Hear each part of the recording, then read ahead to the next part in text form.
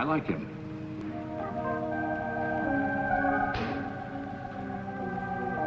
Means business. And he's a top doctor with bad manners. And an interesting face. Very interesting.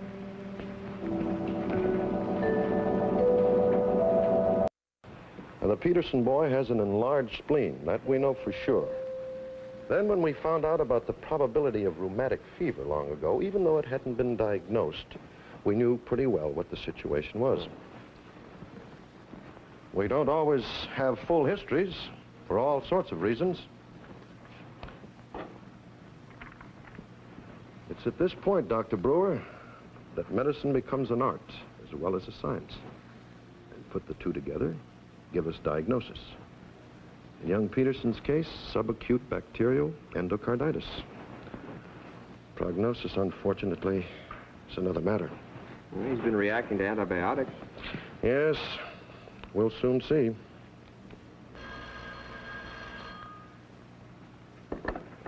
Nurse's station, 7th floor. Yes, he is. Right. You wanted in Ward C, Dr. Brewer. Oh, thank you, nurse. Nurse, I'm taking Mrs. Margot off sedation. Yes, Dr. Hardy. Dr. Hardy, may I tell you something off the record? And top secret or classified? Personal.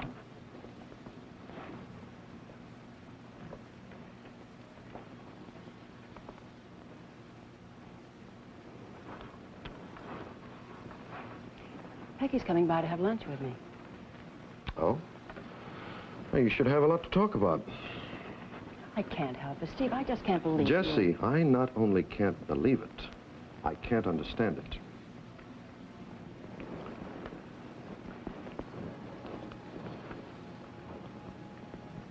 Shall I tell her hello for you?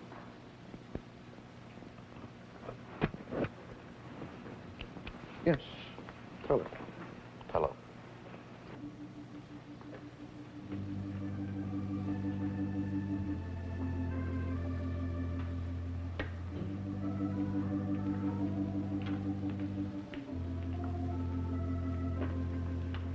Hi, Peggy. I'm sorry I'm late. Oh, that's all right. I just got here myself. Good.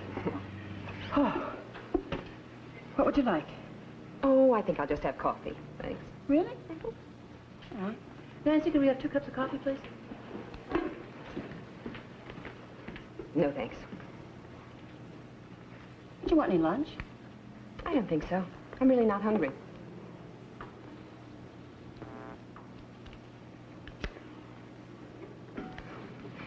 You're being very tactful, Jessie, but we're old friends. I don't mind talking about it. Peggy, I don't know, maybe I'm romantic, but I've said it 1,000 times. I've said it to Phil, I've said it to everybody. I think you and Steve are meant for one another. It's true. In many ways. Many ways is a lot of ways, isn't it? Yes. But it's complicated. Well, loving somebody's complicated. You think I've made a mistake breaking off with Steve? I think you've made a tremendous mistake. I know you, I know Steve, and I know something about marriage. So do I. I'm sorry, of course you do.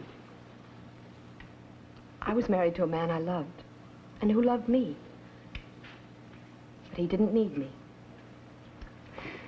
Even at the end, dying in a plane crash, he had no need for me. Steve needs you. Wants me. I don't think he needs me. Oh, Peggy, wanting, needing, those are all words. And maybe we misuse them. Maybe we do.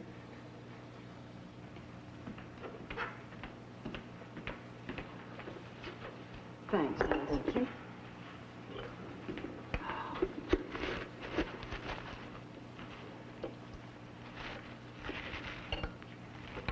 Thank you. Basically, she wants to be a nurse.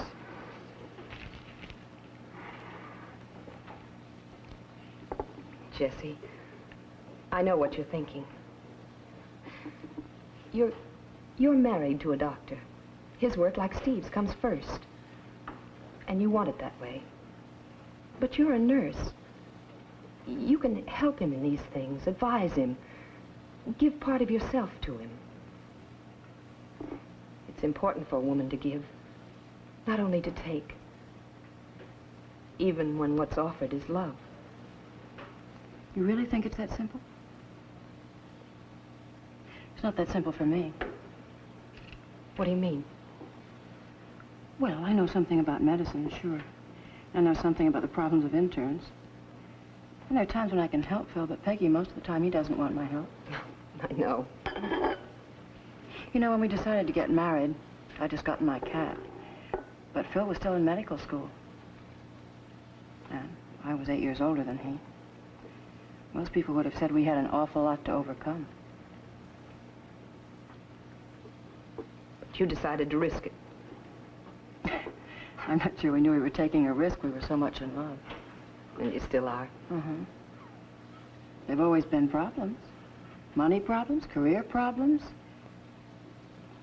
age problems. You really worry about the difference in your ages? Well, I think about it. Look, Peggy, the point is nothing is perfect. If Phil takes this residency, and I hope to goodness he does, by the time he's finished, I'm going to be 37 years old. That's by the time he begins practicing medicine. 37's young, Jess. I just don't think there's any such thing as complete happiness. I think you have to make it out of little things. Yes, I know that's right. With my mind. Not...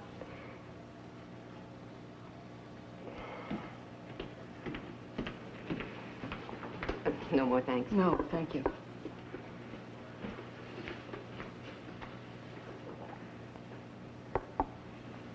Steve and I have decided to go on seeing each other. Oh? Well, for Johnny's sake, he says. Why shouldn't we? Johnny needs him.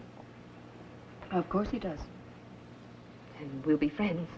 Good friends. You don't think that's possible? A man and a woman who love one another. Just friends? I wonder.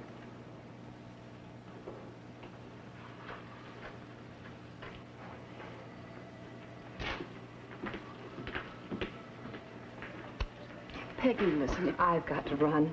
Coffee's on me, okay? Okay, thanks.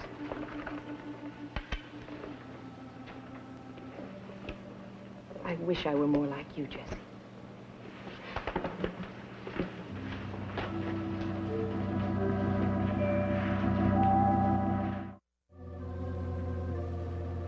Yes, Dr. Hardy.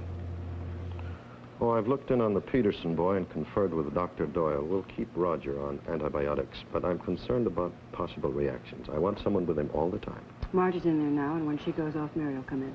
Good. Is that all, Dr. Hardy? Yes.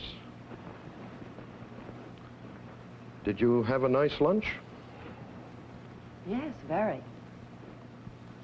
How's Peggy? Well, she's not too happy.